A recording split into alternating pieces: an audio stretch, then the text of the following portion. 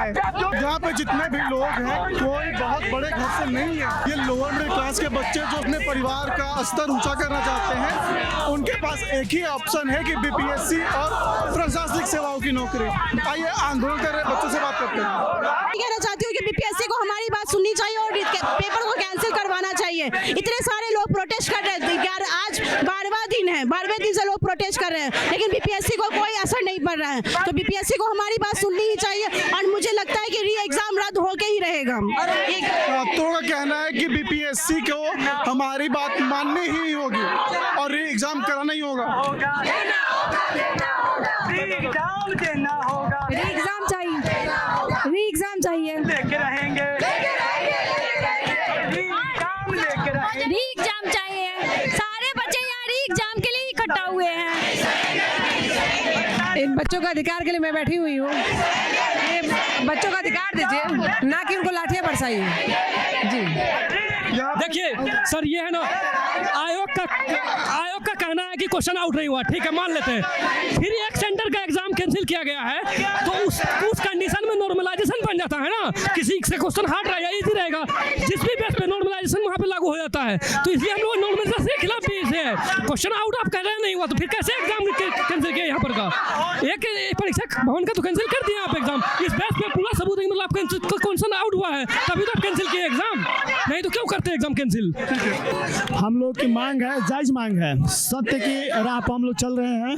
अब सत्य की राह पर मर जाएं ये कबूल है, लेकिन हम लोग को समानता मिलना चाहिए। हम लोग को एक ही पेपर एक एग्जाम होना चाहिए। कैसे कि देखिए 2000 वैकेंसी है, 2031 वैकेंसी है, 12,000 लोगों का एग्जाम हो रहा है, तो हम लोगों को क्यों नहीं होगा? क्या हम लोग को इसलिए नहीं होना चाहिए कि हम लोग बापू परीक्षा सभागार में बैठे नहीं थे? क्या हम लोग इसी के लिए 600 रुपये दिए हैं? हम लोग का 1200 रुपये इसलिए हम लोग दिए हैं। बीपीएससी से री एग्जाम मांग है, और जब एसडीएम और डीएसपी का पोस्ट आता है, सेटिंग गेटिंग नहीं चलेगी, पर्चा पर्ची नहीं चलेगी, री एग्जाम होगा, री एग्जाम होगा, सारे जगह का एग्जाम कैंसिल होगा। पटना की धरती पर सबसे बड़ा आंदोलन हो रहा है, ठीक है ना। तो सरकार को चाहिए कि तुरंत री एग्जाम करे और अभ्यर्थियों के हित में फैसला करे, नहीं तो सबसे बड़ा आंदोलन हो रहा है ये पटना की धरती पर। तो छात्र के हित में इतना तो कर सकती है सरकार ना।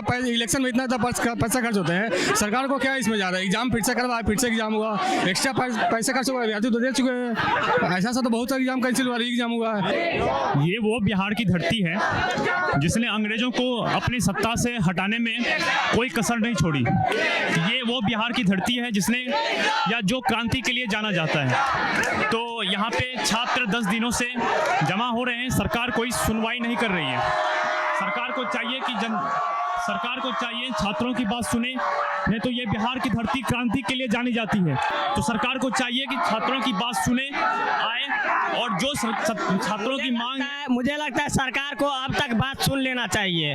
बताइए 10 दिन से हम लोग भूखले प्यासले बैठे हैं, री एग्जाम एक ही तो डिमांड है, री एग्जाम करवा दीजिए, और क्या चाहिए आपको? पैसा के छात्रों का एक ही मांग है, 12 दिन से छात्र अनशन पर बैठे हुए हैं। हम सभी छात्रों का एक ही मांग है कि री एग्जाम किया जाए। हम छात्र हैं, हम उग्र नहीं है कि हम लोग पर नियत है छात्रों पर। जेएस पुलिस द्वारा महिला छात्रों पर लाठियां चलवाई जा रही है, क्या ये सही है?